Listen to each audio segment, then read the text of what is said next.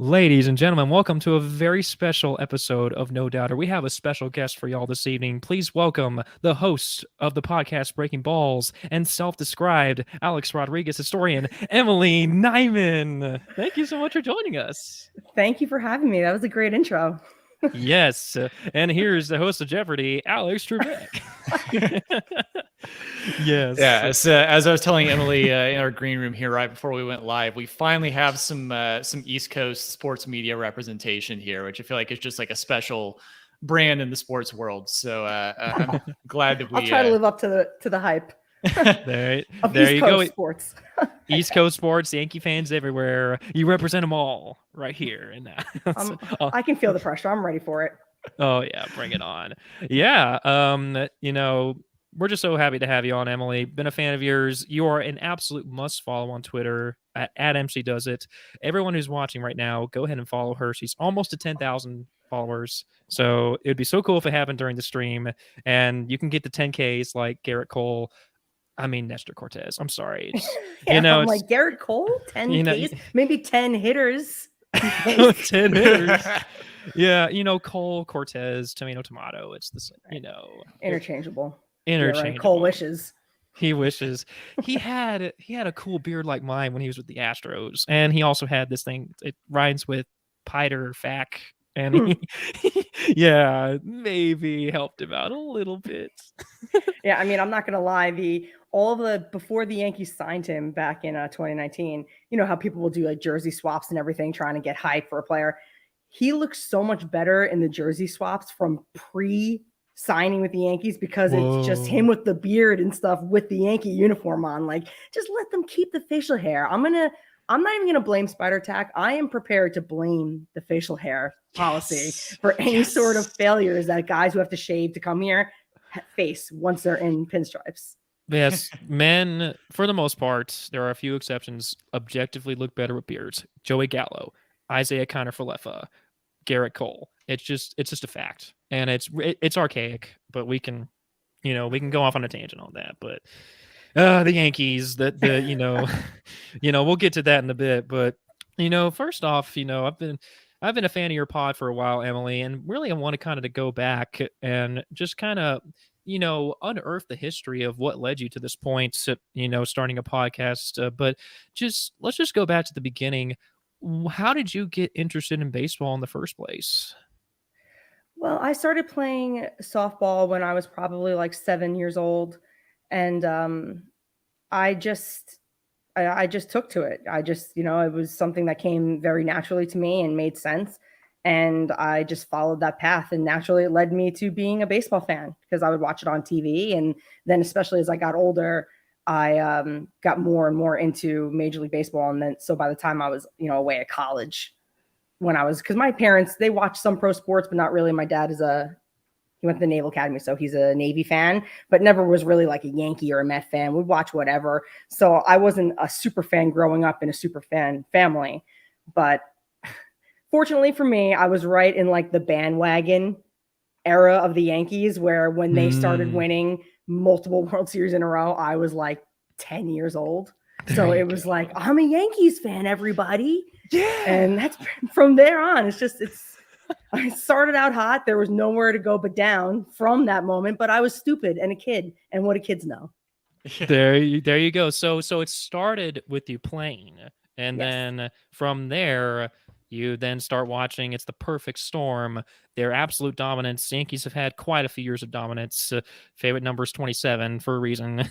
So, yeah. And, I heard a couple of interviews from you in preparation for this one, and you said on another podcast that you had been paying attention to Ken Griffey Jr. from the Mariners, but then there was a point in which Alex Rodriguez was on the Mariners, and then goes to the Yankees, and obviously you gotta follow him. So is it safe to say that you gravitated more towards him than any others? Yeah. I mean, I thought he was so cute when he first came up in Seattle, and because Ken Griffey Jr. was the guy in the 90s. So obviously there was no like MLB TV, or I'm not going to say that I don't think I watched a single inning of a Mariners game back in those days, but I loved Ken Griffey Jr. And then A-Rod started to be sold by MLB, by the Mariners. So ever since then, I loved him. So when he came to New York, it was like, oh my God, this is the best day ever. Became very difficult to be an A-Rod fan for a while, but listen, who is it? Tammy Wynette. She sang "Stand by Your Man," so that's me. I mean, he's not exactly the most endearing personality out there. I mean, no, he's gotten better as he's gotten older. He got a little bit more humility in some respects, and but the ego is still there. It's all about A-Rod at the end of the day. Yeah, I mean, his logo is literally just his half body swinging with like that path, and it's on the fucking. Can I curse? No, you're good. Okay, it's on the fucking tail of his plane that he owns is his logo. So of course, better than a centaur, I suppose. There you go. It's all Alex Rodriguez. It's really interesting to compare him with Derek Jeter because here's the thing: Derek Jeter's persona, you can argue, overrates him. Now, before anybody gets mad, does Derek Jeter belong in the Hall of Fame? Absolutely. His offense numbers are stellar. Defensively, this is not my opinion. It's a fact that he's objectively, to put it mildly, subpar defensively. That's putting it very mildly. A-Rod, on the other hand, his persona underrates him, in my opinion. We are all sitting here conveniently forgetting the fact that he hit, 696 home runs, over 3,000 hits, and a lifetime career average OPS plus 140. yeah. I mean, plus, I mean, his defense, obviously, as he got older, this game is guys will play until they're 40, but you can tell that they're 40. His defense kind of suffered as he got older, but he was also just unbelievable on defense. And you're right, Jeter he is a little overrated, though. That is becoming such like a rally cry, and especially in the MLB Twitter community, that it's now almost looping back to him being underrated, like sort of like what's happened with Bryce Harper. Too many people are like, he's so overrated. Now he's almost underrated, but can someone in the Hall of Fame really be underrated? I guess that's another conversation. Jeter, because people it messes them up because he wasn't like out there some bumbling idiot. It's not like he was having a ton of errors and balls going through his legs. It's that his range was not as good. So when you're sitting at home and you're watching, it doesn't look like he's a terrible defender because my brain can't remember the rest of the league's range at that position. So I can't compare him to anything. I can only compare him to what I'm seeing now. And he was solid out there. So I don't blame a lot of fans, especially the ones that watched him and, were in their, young adulthood during that time, watching him play and not being able to like grasp that, like, oh, he actually wasn't as good in retrospect because he wasn't out there. He didn't look like he was not a good shortstop. You know what I mean? Yeah, so exactly. It's tough for people to understand. Yeah, people like to crap on him, but I mean, he's phenomenal. And when the Captain documentary comes out, I will watch it because totally. Because I mean, come on, he's an important figure in baseball history. To many people, if you go to some random person on the street and say, name a baseball player, he still to this day is the first person they will say. They don't know who Mike Trout is. They don't. It's all Derek Jeter. So and A-Rod. A-Rod. I love that I'm kind of like tied to A-Rod in this Twitter community, and nothing like makes me happier than when he does something like fucking stupid, and people are like, "Oh my God, I thought of you right away." I'm like, "Yes, that is exactly what I was hoping for all these years." Exactly, it is on your Twitter bio for a reason. Emily, did you grow up around the New York City area? I suppose I live in a suburb of New York City. I live on Long Island, but still probably like an hour and a half train ride from Manhattan. That's fair. But on the Long Island Railroad that goes to Manhattan. So close enough. Yeah, the accent kind of gives it away. I think it's very much a Long Island accent. Yeah, I don't know if you guys can tell, but I'm from Long Island. Oh man, I've never been to the great state of New York. Trav went to the new Yankee Stadium last year, so my cousin lives in Brooklyn and he got married there, so I got to go up there for the wedding, and spent about a week right there in the heart of the city, and went to a Yankees game while I was there. Wanted to catch a Mets game because they were also in town, but schedule just didn't quite align with it. But love the city, love that part of the country. What did you think of the stadium? It's very nice, but it's kind of a self-serving monstrosity of which I would expect nothing less from the Yankees. And I've told Barrett this, I've told other friends this in my experience there. I have never seen so many children of hedge fund managers in one place right there at that stadium. Like, it's like there's a really wealthy area down here in Dallas Fort Worth called Highland Park, which is just full of generational wealth. It's where Matthew Stafford and Clayton Kershaw are both from. And it's like, I feel like, man, if I didn't know my surroundings here, I would think I was in Highland Park right now. It's yeah, that sounds about right. And you see them, you can spot them mainly because the dad has on like suit pants, a button-down shirt, and like a Yankees t-shirt over it. And it's like, dude, can't you just change and put the shirt on? It's such a bizarre look that you only see at Yankee games, is that collar underneath like a t-shirt. And it's like, why? It's so weird. Yeah. And going and being at the game, and I got to see when the Phillies were playing an interleague game, playing interleague series there last summer. And so, I mean, you've got two cities pretty close to each other, so a bunch of their fans had trained in for that game, and you had just the Phillies fans, all the stuff going, all the stuff I was hearing in their stadium. Like, somebody just at one point was like, "Your cheesesteaks suck," and which was great. And it's some other things I probably can't remember off the top of my head. But I mean, just one of those kind of classic, probably just a classic environment out there. It was great for sure. Oh yeah. This is like such a ball busting capital of the world. Like, this area, not even just New York, but New York, Boston, Philly, that having all the fans, when they mix together, you hear some pretty horrible things, but you hear a lot of hilarious things because people have just been like practicing for it their entire lives, basically, leading up to that day. Ball breaking. Oh yeah. So speaking of Yankee fans, Travis brought up the hedge fund manager kids, but Emily, I want you to enlighten us. Name the types of Yankee fans that exist that you're aware of. Oh my God. I mean, there's just, well, always like, I think the one was caught on camera in the wild the other day. Like the Goomba Yankee fan, that he had like the wife beater and like the Italian horn gold necklace, and like he just looks like someone that's like, "Hey, let's go, this guy Gallo really sucks," like that kind of guy, That's like the Yankee fan. I mean, beyond that, you have then people like me who are rude and also, like, we like to think that we're good fans, but we also just kind of dunk on the team at any chance we get just for a laugh. So I mean, those are like your two probably main Yankee fans. Oh, and also you have your dynasty Yankee fans, or like, everything was better back in the dynasty, or everything was better when I was 25. Yeah, like the old dudes for everybody. That's the old dudes have got the Walkmans with the earbuds there, and with like the Yankees letter jacket and stuff there, so they get the stands. And yeah, it's like I will say that a lot of stuff about Yankee, like, because they've become just that team, right? Everyone knows the Yankees, everyone knows their logo. I will say, after going to like the MLB shop of a lot of other different teams looking for different jerseys or whatever, as I like to have one from like every team if I can. The Yankees have way more gear for sale than any other franchise I've noticed. That, like, sure, they have like the letter jackets and shit that are cheesy, but they'll have pages and pages of all these different clothes. And I'll go to like the Diamondbacks and it has like 3 pages worth of shit. And I'm like, what the hell? No one's buying it. Yeah, because the Diamondbacks also have barely any fans as well.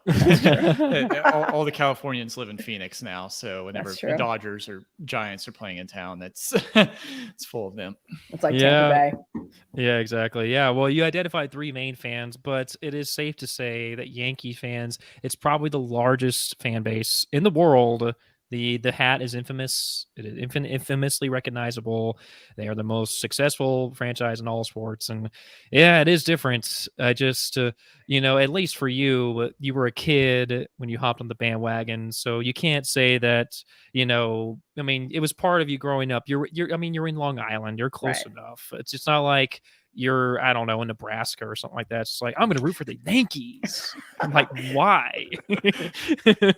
I don't know. Yeah. Well, that's why, I guess, especially back in the day, when like there were no really like regional sports networks, right? Like teams, your local team would just be played on like CBS or whatever. I would imagine for large sections of the country, like teams like the Yankees were playing because they were a popular team, and well, now you have just assholes all over the country. You're welcome. One of my friends who we've interviewed here on our podcast, he is from Mississippi originally, like small town, middle of freaking nowhere, like 2 blocks by 3 blocks town, Mississippi. And he grew up a Red Sox fan because that was like the only team that they got like over the radio or like any sort of notable coverage from down there for some reason. And also had like a family history of like, his family all being around there and like generation wise, like growing up with the Red Sox as well. So it's so random. I know. It is. How old is he? He's, I think, like 30, 31 or 31, so he's 32 been around there. A fan during the fucking amazing years. Yeah. He like doesn't know what it's like to be like a suffering Red Sox fan. A suffering Red Sox fan. Yeah, my dad growing up in Austin, Texas, he was a fan of the Red Sox kind of casually, Carl Yastrzemski and all those guys. Because again, it's the broadcast, radio, television. It helps spread out so all those deals that they got on the CBS, like you were talking about, it paid dividends because and then of course, I mean, New York is the city that never sleeps. It's where everything happens, so that helps too. But it goes and a the long way. World Series titles that helps. Yes, it does. And the historical success that helped. Yes, it all adds up. So, I would assume you've been to the old Yankee Stadium, right? Oh yeah, I've been. I went a bunch of times. Have you been to any other stadiums besides the Yankee Stadiums? Yeah, and I've obviously I went to Shea. I've been to Citi Field a ton. I've been to Nationals Park in DC. And I've been to Minute Maid Park, and I was at the old Globe Life too. I went to in 2015, both teams, the Astros and the Rangers, were in the postseason, and they had home games the same weekend, like the weekend of like October 11th or Columbus Day. So my friend and I, we flew to Dallas and we went to a Blue Jays Rangers game. And then the next day we got up early and drove to Houston because Houston and the Royals were playing a day game. And then we flew home like that night. It was awesome. Wow. So it brought you to our territory, the Lone Star State. So Old Globe Life, Minute Maid, tell me what you thought of those stadiums. I mean, I loved the fact that for this one game experience at Minute Maid, that like the temperature controlled experience, that it was like, it's indoor. So it was, it was so clutch, especially used to, not that I don't love the atmosphere in New York or whatever, but especially in October, it's usually freaking freezing. So it was really nice to like just feel comfortable. And also Craig Biggio is a Long Island dude. So seeing Biggio like all over the place was really awesome. Because you guys, from Texas, you're used to like there being pro sports stars, all of that. They go to different franchises and they're all over the country. Where in New York, especially Long Island, you don't really have that many. And least of all in a sport like baseball that get to that point where they are just absolute icons in a franchise. So it was really cool. I took a picture probably next to like every single Craig Biggio, anything that I saw in the stadium. Yes. Globe Life was fine. Globe Life was fine. Old Globe Life, a bowl, it bakes in the summer, but they have a new one. It's called Globe Life Field. It is climate controlled. Right across the street. It's climate controlled, but it looks like a big grill. Yeah, it looks like a big grill or like an airport hangar, and and it's just it's nice on the inside, but it's very generic. It's like the most luxurious baseball stadium in a warehouse you will ever ever step foot inside. But it's quite nice and average beer selection, but decent food.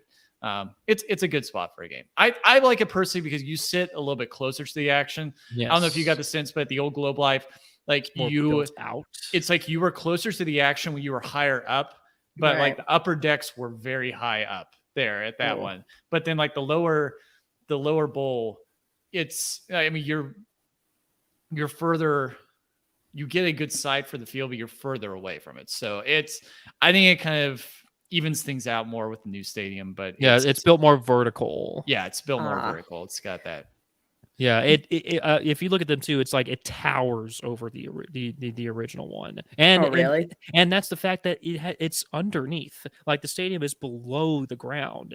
So you walk in and you're walking on the second deck as you're walking in from the street, and you have to walk down in order to get there, and it still towers over the old one. It is That's crazy. A huge stadium. Yeah. Really cool. Definitely, it's worth the trip back to go see it. I personally still like Minute Maid better, but that's just I'm pretty biased there. But it's cool you say Craig Biggio. He is my favorite player of all time. He's awesome. I got to see the game where he hit his 3,000th hit. Oh, that's awesome. Oh yeah, he was 3 hits away, and getting 3 hits for anybody is tough. But that guy went for 5 for 5 that game. Yeah, he's insane. He went to Kings Park High School, which is a little further north than I am. And when we would play them in softball, we would play right next to the baseball field, and it's Craig Biggio Field. And this is like almost 20 years ago. It's like some shitty New York high school baseball field. It's nothing nice, but just on the fence, like behind home play on the backstop, it has Craig Biggio Field. Oh man! And now, of course, he's set deep roots down here in H-Town. Yeah, so his kids are from there. They're not Long Islanders, that's for sure. Mm-hmm. Yeah, oh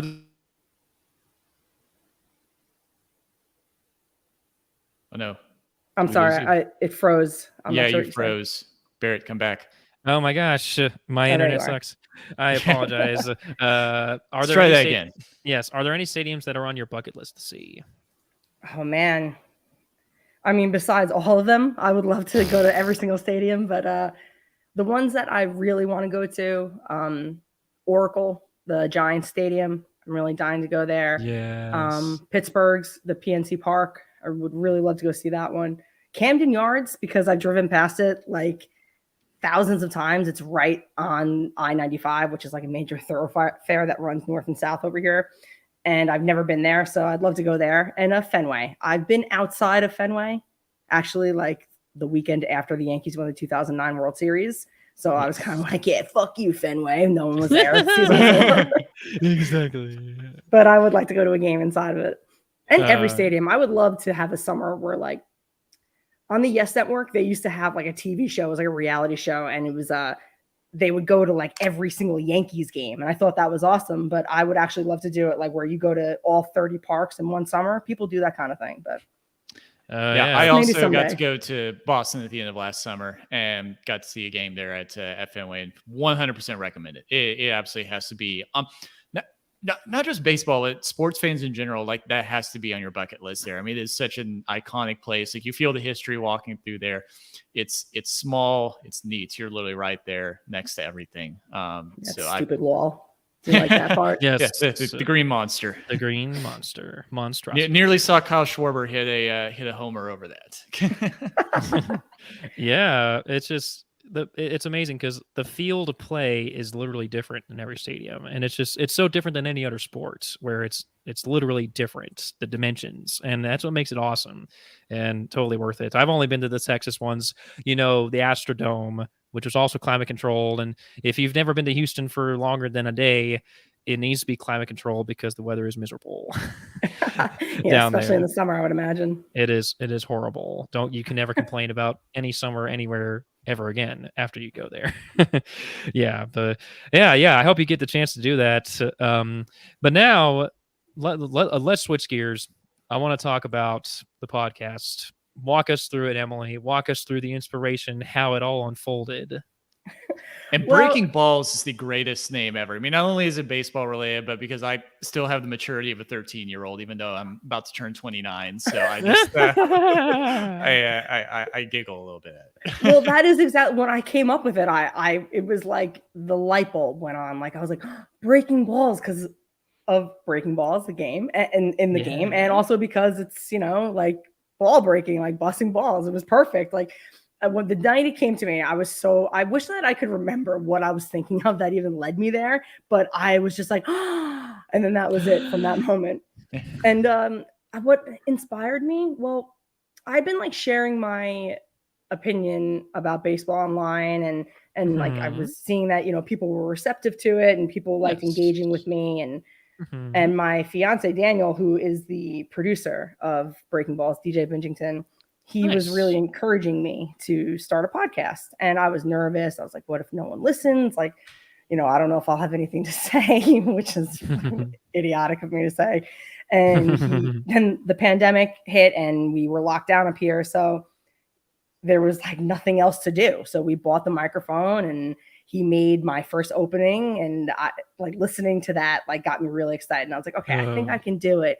So then I just did it with his encouragement, and it was one of the best decisions that I ever made. I've had so much fun and just realized that like I've always been an athlete, and I just never was like creative. Like I didn't know that I had this kind of creativity in me, mainly because this is new in terms of like being able to mix creativity with a sport. This is relatively new to like our world as far as this media is concerned.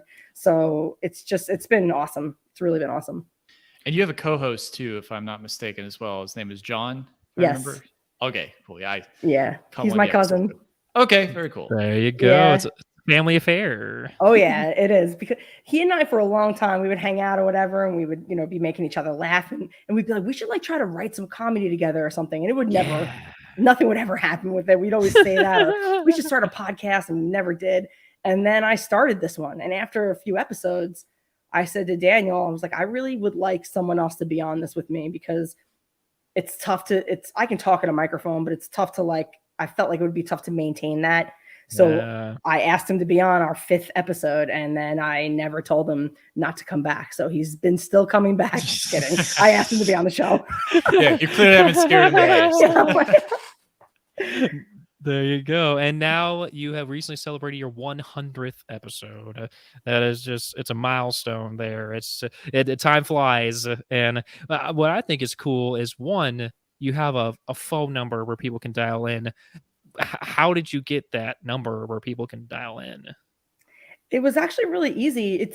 Daniel suggested it. He said, you should have something for people to they want to interact with you. They want to share their opinion with you. And since this isn't like a live format the way we do it, he was like, we should get a number. I think that to me is like a very East Coast sports thing. It's just all the numerous talk shows out there of like, isn't there a guy named like Vinny from Queens or something who's like, who's like he's like the one Vinny from Queens that's notorious for just across like the New York area sports teams, like calls in and has like these like ridiculous rants that he goes on, or questions that he asks different people.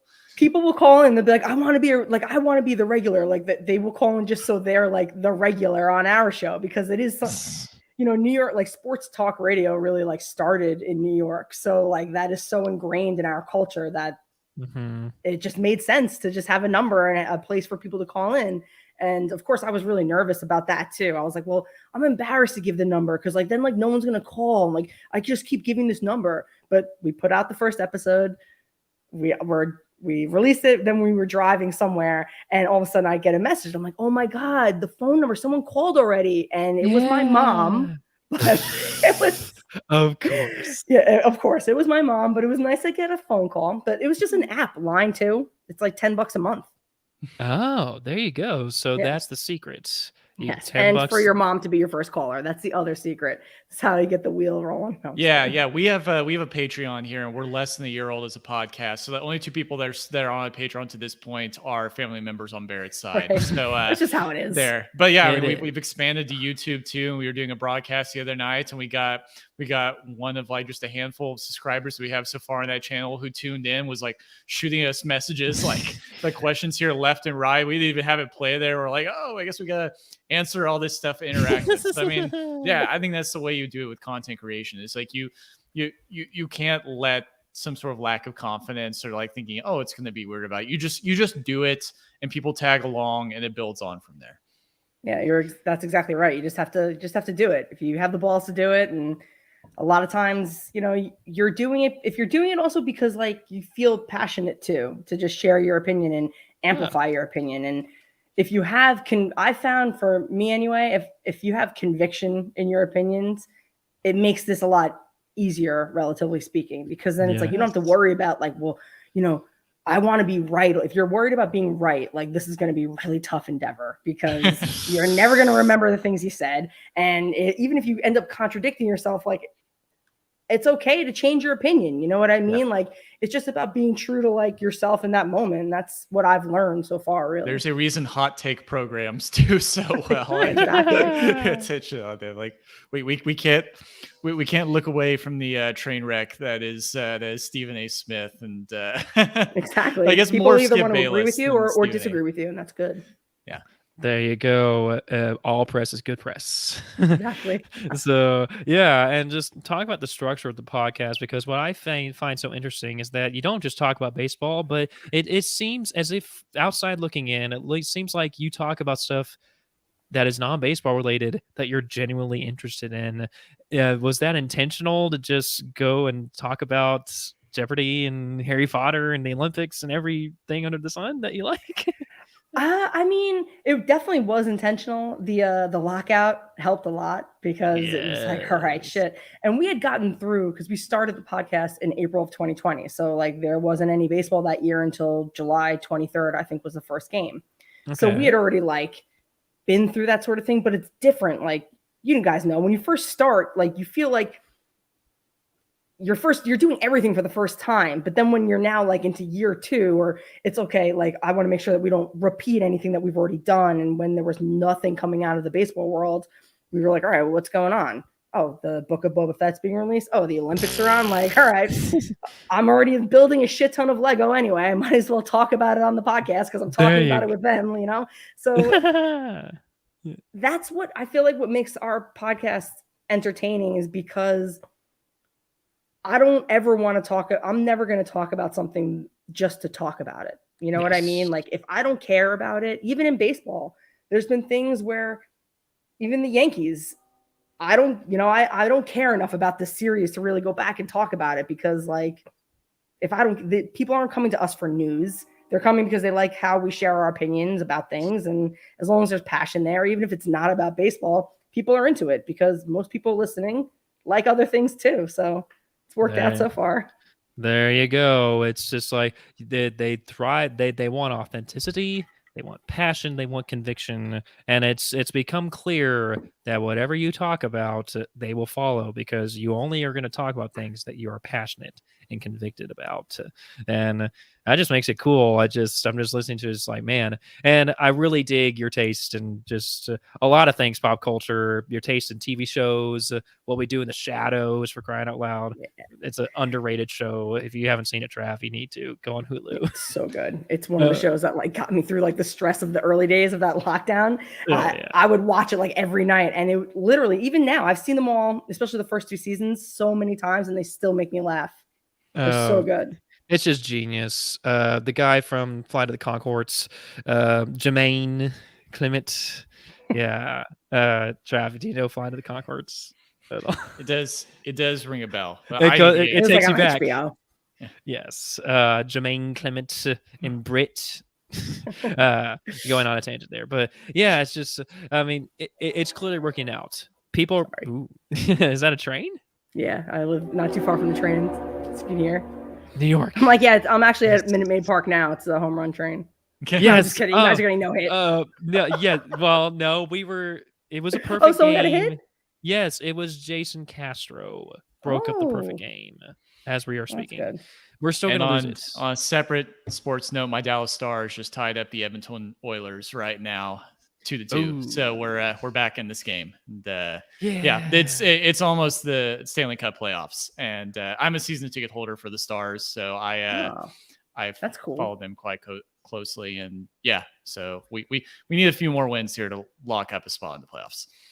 Damn. Yeah, I don't watch any other sports. I try. The Olympics was like the most into another sport I've been in a long time, and I didn't even really like the Olympics that much, but I managed to somehow get into it this year. I know the Summer Olympics is more popular than the Winter, and the Winter Olympics coverage was an absolute flop because of the time difference. But yeah, and that Peacock app sucked. Oh, it was like such a pain in the. And I'm pretty good with technology. Like I have a proclivity for it. I can know how to use most things. Like it was impossible to use and it would frustrate me. And I still like didn't really get it down after a whole fucking month or however long the Olympics are. So I'm not looking forward to games being broadcast on Peacock this year because their app sucks, everybody. We have been warned. They suck just like Apple TV broadcasts do. What Oh my what God. sucks more? The Olympics trying to navigate streaming or the blackout rules within baseball? The blackout rules. At least the end game is if you eventually figure out the app, you can watch it no matter where you are, as opposed to baseball. It's just like, we want to grow the game, like, but we're not going to show it in certain places. How can we get around this self-imposed hurdle? Oh man. Well, yeah, bringing that up it's a perfect segue into our topic. So, Emily, we've had a lot of people on the podcast. We've had fans of many different teams, and we are all trying to figure out this question together of how a sport that we love so much, how can people get into it? How can it reverse its declining popularity trend? And you touched on the blackouts there, but I mean, really, what do they need to do? How can baseball truly become America's pastime again?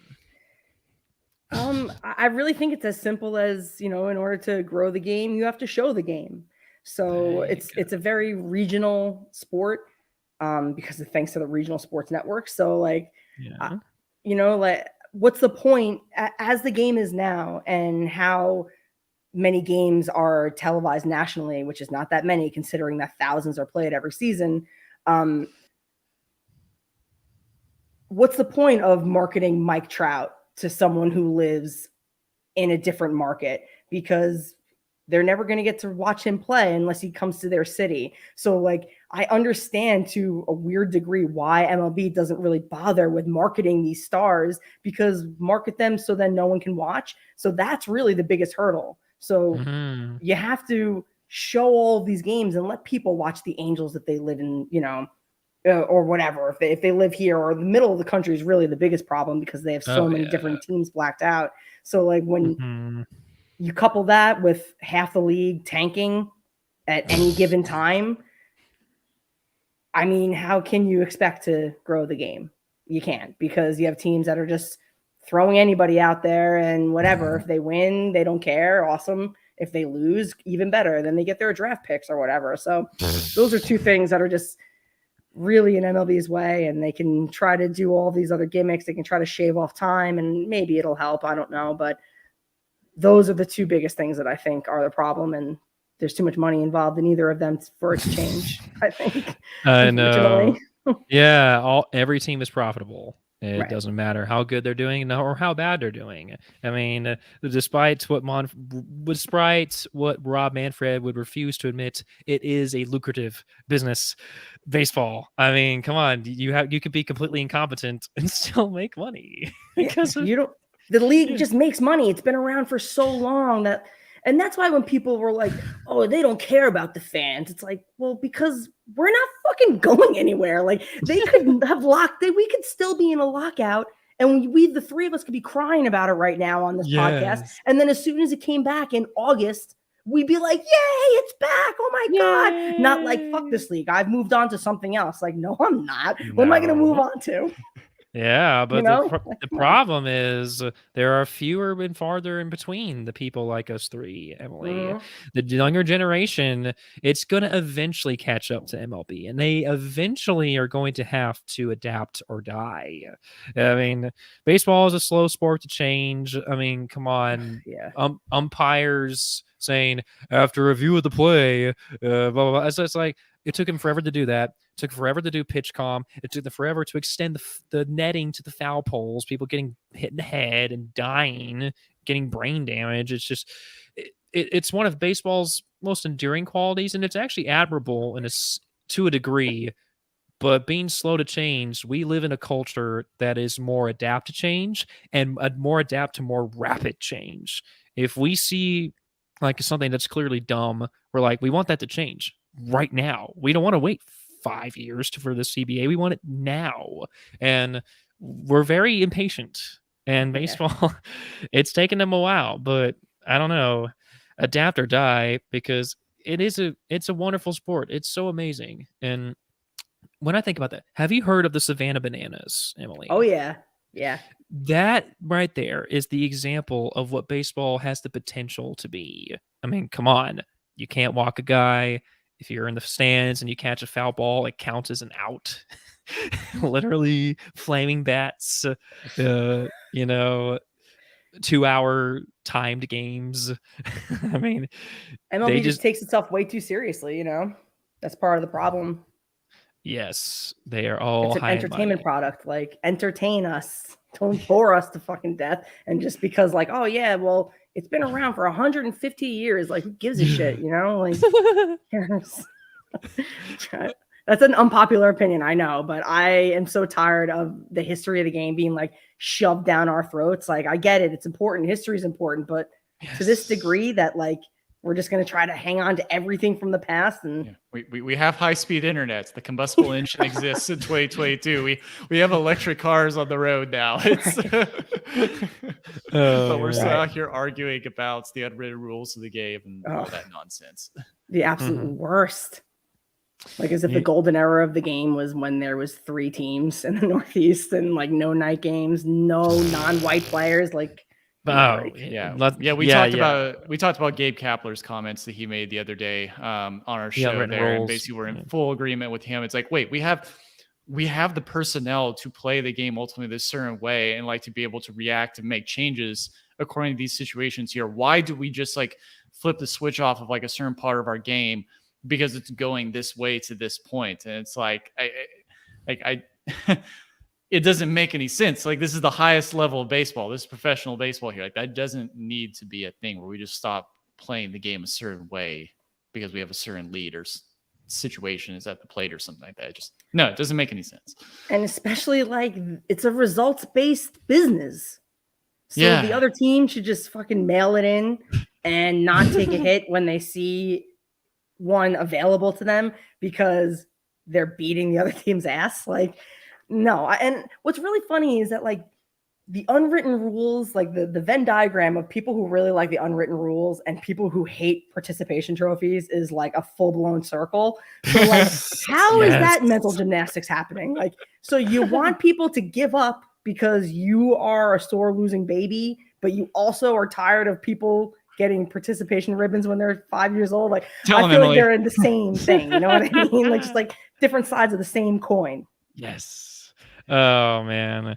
Yeah, it's just baseball can do so much, and it should. There's so much potential. But until then, the 3 of us are gonna keep giving them our hard-earned money. Yeah. And the people in that part of the Venn diagram where it crosses over, they're not ready for that conversation. So oh no, they're so far gone. Yeah.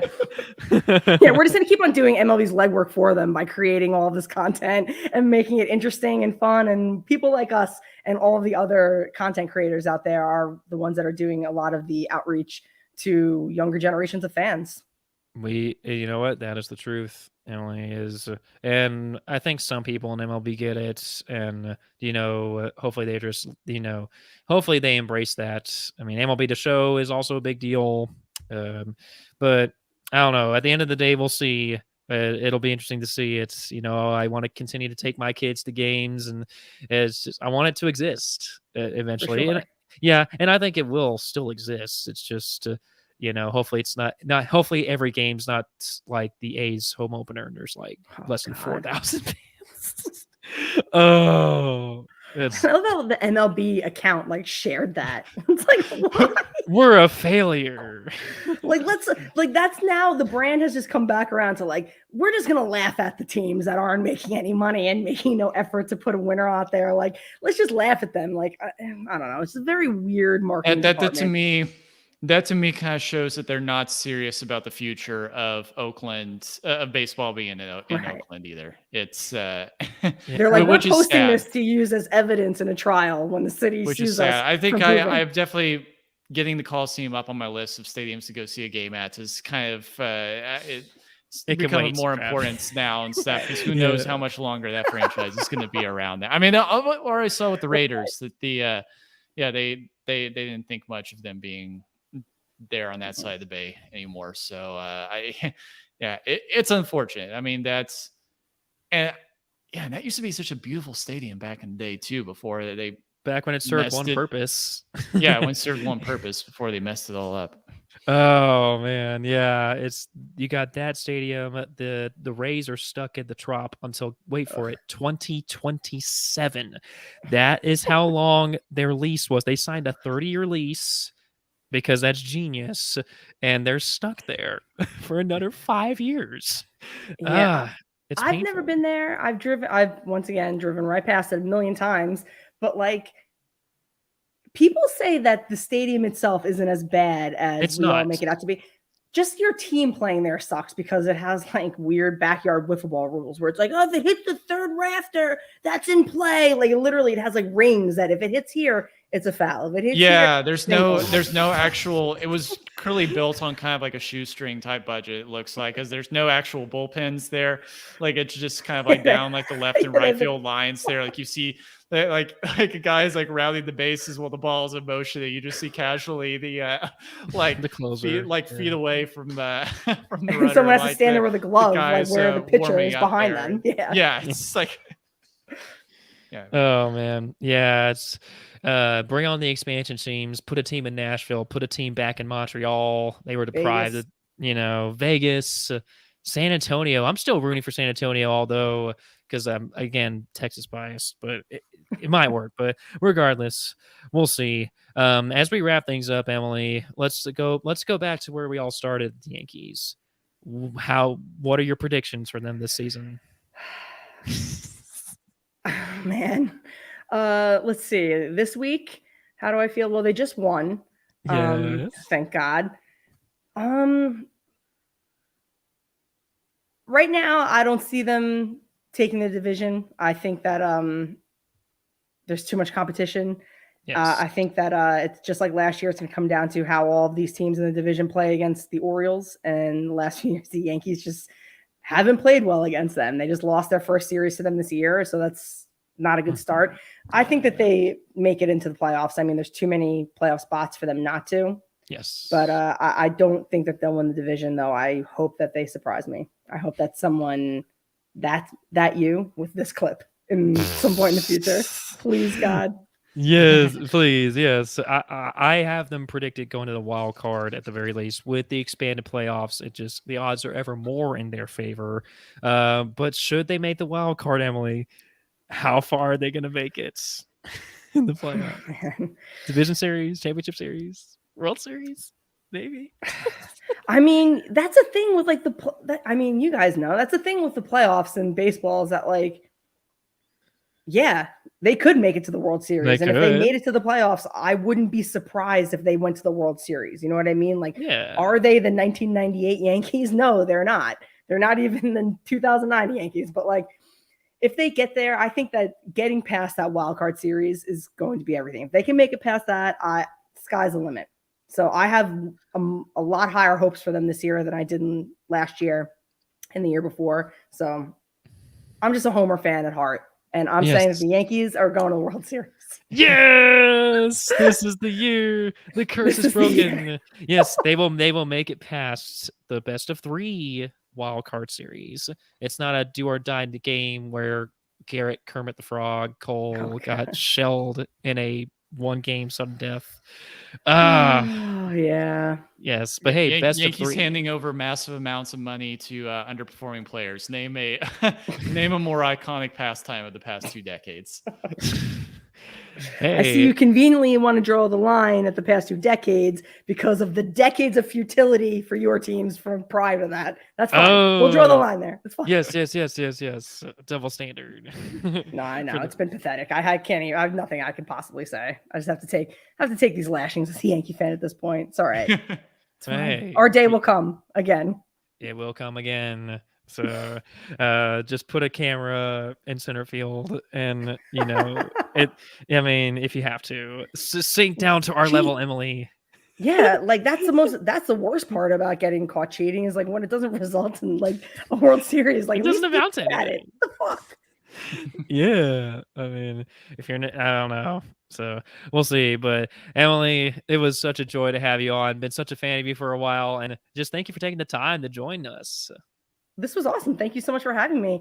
We should revisit my Yankee pick maybe season at some point, see how they're faring at that, and if Well, it's changed my prediction. Yeah, Oh, absolutely. we'd love to have you back on at any time, middle of the season, end of the season. You're always welcome. So go ahead, tell our audience where they can find you and your podcast. You can find me on Twitter at mshedoesit, and you can find our podcast at Breakballs Pod. We release an episode. Our schedule just changed for the regular season, so we release episodes on Thursdays, but anywhere between Thursday and Saturday. You guys know how it is with like timing sometimes. But if you like this show, you will probably like our show. It's fun and it's interesting, and I don't know. We have a lot of passion, like we were saying, so that's everything. So give it a try. Yeah, there you go. And thank you so much for having me. This is great. Oh yeah. And for those of y'all listening again, give her a follow. She's almost 10Ks. We want to get that, the 10K strikeouts on the board. So you are an essential follow on Twitter, Emily. Thank you. Yeah, your content is awesome, and we can't endorse it enough. So it was awesome. Travis, how about you wrap this thing up and just give a little call to action for everyone? Absolutely. Friends, this has been another great episode of No Doubter. Please subscribe to us wherever you get your podcasts. We have our YouTube channel, which has just launched recently. Here, it's probably responsible here for the stream that you're watching. Please, get engaged with us here. Start interacting with our programming here. Like it, share it, comment on it. That helps the algorithm, helps our being able to push this thing further to the top, getting the word out there more about our program. Would really appreciate it. Leave a review to let us know how you're enjoying the show so far. Go ahead and give us a like on Facebook. Bear and myself are both on Twitter at Boombostic21 and Travis Lawfully. We also have our podcast on Twitter and Instagram, both at No Doubter Pod. We do have a Patreon that we launched recently. We have to give a shout out to a couple of people here. Our longest standing patron, Tad Bostic, and then our Patreon producer, Don Hale. We thank y'all so much for helping make sure that this program keep going. Take a look at what we've got on Patreon here. We've got several different levels you can join and different benefits that come with each. Please check out our merch store as well. Our partner at TeePublic has been great in terms of providing things like mugs, t-shirts, hoodies, baseball shirts, crew neck sweatshirts, phone cases, many more items. You can get decked out in No Doubter gear and help spread the word about our program. You'll see all these important links in the description below. Boom closes out how we do every single episode. Yes, live your life out.